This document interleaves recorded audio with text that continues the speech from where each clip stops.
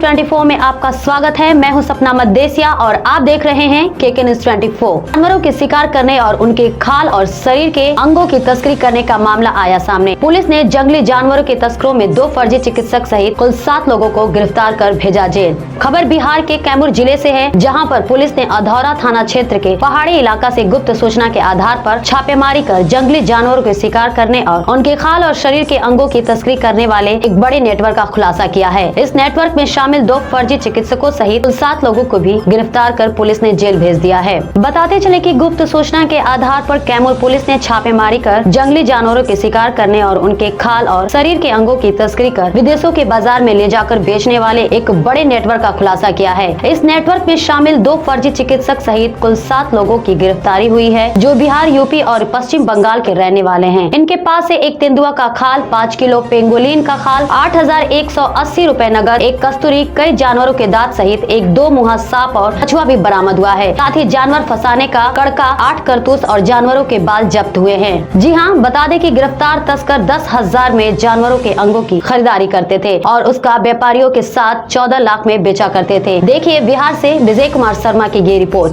जी बोले कि 14 लाख में बिक रहा है। क्या बिक रहा है? खाल, ठीक है, खाल किसी का खाल था? वो तेंदुआ का बता रहे। हाँ। तेंदुआ का तो बोले कि 14 लाख में बिक रहा है, आप जो वहाँ पहुँचा दीजिए। ठीक है, कहाँ पहुँचाना था? भभुआ में। भभुआ, ठीक। भभुआ में कुबेर होटल में संजय नाम के रुके हुए थे, दिल्ली के गुड़गांव के थे, और एक थे सिवान का अपना परिचय बता रहे थे। ठीक है, वो दोनों लोग यहाँ पे नहीं है सर। तो वो हम जो है सुमंत हैं, उनके माध्यम से गए। मनोज जी बोले कि आप वहाँ चले जाइए, तो सुमंत के माध्यम से सुमंत उनको ले गए वहाँ पे और वहीं बताया। कितना मिलता हिस्सा इसमें? हिस्सा सर हमको उसमें बोले थे कि 5 लाख रुपए जो खाल दिया था उसको दिया जाएगा। हम तो सिर्फ मैंने जो दिया था उनको वो 5 लाख रुपए हो और 7 लाख रुपए हम लोग, यानी 7 लाख हम और 7 लाख हम। कितने लोग का टीम है इस नेटवर्क में? टीम सर जी हम लोग, हमारा खुद कोई टीम नहीं है। क्या काम, आपका रोल क्या है उसमें? सुनिए, रोल क्या है कि जो मनोज जी हैं उनसे जैसे बातचीत होते रहती थी, इधर तक के बोले। अरे बोलो तो वो बोले कि कोई खाल उल है तो बताइएगा। तो हम बोले कि हमारे यहाँ तो खाल मिलेगा नहीं। तो जब बातचीत किए तो एक ये है प्रेम है। अब मीडिएटर का काम कर रहा है। कितना दिन से धंधा करवा रहे थे? धंधा हम लोग धंधे वाले नहीं है। कब से इसमें संलिप्त हैं? कितने दिन से? नहीं, बिछवानी का आज तक अभी कहीं पहले बार। मनोज जी रहने वाले कहाँ का है? क्या नाम है आपका? अमित कुमार। मनोज जी रहने WCCB जो जो वन्य प्राणियों के संरक्षण के लिए कार्य करती है, उसके द्वारा सूचना दी गई थी कि यहाँ पर कुछ वन्य प्राणियों का अवैध व्यापार वाले गिरोह सक्रिय हैं। इस सूचना पर सत्यापन के लिए एक टीम का गठन किया गया था और उसी क्रम में एक सूचना मिली थी कि यहाँ भभुआ में एक होटल के पास ये लोग कुछ तस्कर जो हैं ये बिक्री करने के लिए आने वाले हैं। जो संरक्षित वन्य प्राणी हैं उनके अवशेष, इसी सूचना पर तत्काल छापामारी की गई और कुल 3 तस्करों को यहाँ गिरफ्तार किए गए, जिनके पास से एक तेंदुए की खाल और पेंगोलिन के जो स्कल होते हैं वो बरामद किए गए। फिर उनकी निशानदेही पर अधौरा थाना क्षेत्र में छापामारी की गई, जहाँ एक डॉक्टर हैं जो क्लिनिक चलाते हैं, मतलब ये फर्जी डॉक्टर हैं, उनके क्लिनिक पे छापामारी की गई। तो वहाँ से भी कस्तूरी, कई जंगली जानवरों के दांत और 2 मुहा सांप और कछुआ इत्यादि बरामद किए गए हैं। इनके द्वारा बताया गया कि फिर ये एक बरवा कलान एक जगह है जो जंगली एरिया है, वहाँ से इसका शिकार किया जाता है जंगली जानवरों का। वहाँ भी छापामारी की गई, लेकिन मुख्य तस्कर फरार हो गया, लेकिन उसका बेटा पकड़ा गया। वहाँ से इसके जानवरों को फंसाए जाते हैं उसका यंत्र बरामद हुआ, उनके बाल बरामद हुए हैं और कई कारतूस भी बरामद हुए हैं। अभी आगे इसमें और छापामारी की जा रही है। इसमें एक यूपी का भी तस्कर पकड़ाया है जो सरायगढ़ का रहने वाला है, रायपुर थाना अंतर्गत। और कुछ नगद कैश भी पकड़ा है। हाँ, जो भभुआ थाना में एक सीएसपी संचालक भी पकड़ा है, जो इसमें बीच में मीडिएट का काम कर रहा था, जो बेचने और खरीदने की बात कर रहा था। तो उसके पास से लगभग 80-81 हज़ार रुपये भी बरामद किए गए हैं। तो एक काफ़ी बड़ा नेटवर्क है इन लोगों का, जिसका भी और आगे सत्यापन किया जा रहा है। व्हाट्सएप के माध्यम से ये लोग अपना बिजनेस करते थे।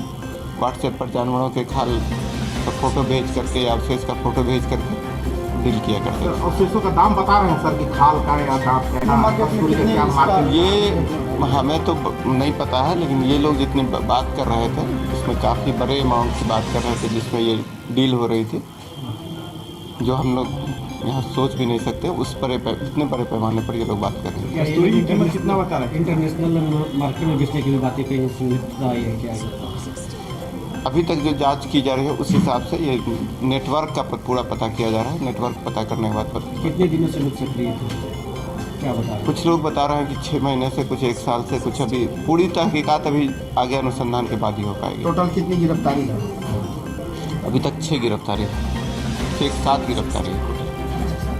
क्या कार्रवाई की जा रही है? सभी को जेल भेजा जा रहा है। इसमें वन विभाग को भी सूचना दी गई।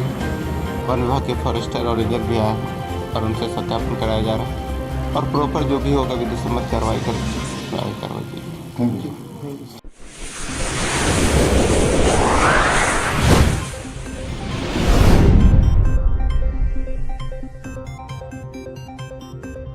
अब अगली खबर बिहार के गया से है, जहां पर नाबालिग बच्ची की दुष्कर्म के बाद हत्या के विरोध में स्थानीय लोगों ने गया पटना मुख्य सड़क मार्ग को जाम कर घटना में शामिल दोषियों की अविलंब गिरफ्तारी की मांग करते हुए स्थानीय पुलिस पर लापरवाही का भी आरोप लगाया। बता दें कि गत दिनों जिले के बेलांगस प्रखंड में एक नाबालिग बच्ची की दुष्कर्म के बाद हुई हत्या की घटना के विरोध में आक्रोशित स्थानीय लोगों ने गया पटना मुख्य सड़क मार्ग को जाम कर दिया। लोगों ने बेलांगस थाना क्षेत्र के गया पटना मुख्य सड़क मार्ग के रामपुर मोड़ के समीप सड़क जाम कर दिया। इस दौरान लोगों ने पुलिस प्रशासन के खिलाफ जमकर नारेबाजी करते हुए सड़कों पर आगजनी की। वहीं इस घिनौनी घटना में कार्रवाई नहीं होने पर रालोसपा के प्रदेश महासचिव जितेंद्र कुमार पासवान व जिला अध्यक्ष राजीव प्रकाश उर्फ बंटी कुशवाहा ने कहा कि गत दिनों नाबालिग बच्ची की दुष्कर्म के बाद हत्या करने के मामले में पुलिस अभी तक अपराधियों का पता लगाने में विफल रही है। नेताओं ने आगे कहा कि SIT गठित करते हुए घटना में शामिल दोषियों को अविलंब गिरफ्तार कर जेल भेजा जाए, अन्यथा हमारा आंदोलन और उग्र होगा। देखिए बिहार से विजय कुमार शर्मा की ये रिपोर्ट।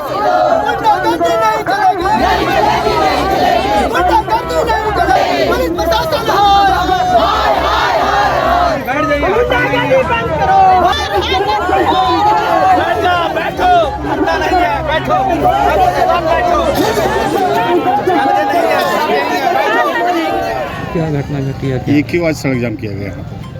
दिनांक 11 को धनकी बेलाक और मथु पंचायत में है, वहाँ पर एक नाबालिग बच्ची के साथ रेप के बाद उसकी हत्या कर दी गई।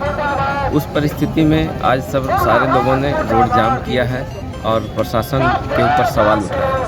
प्रशासन के ऊपर सवाल ये उठाया है कि आखिर सबसे पहले जिस दिन घटना घटी उस दिन आपको इन्फॉर्मेशन के बाद भी 4 घंटे बाद प्रशासन आती है। रेप की पुष्टि लोगों ने देख करके किया, उसके बावजूद भी पोस्टमार्टम रिपोर्ट बदल दिया गया।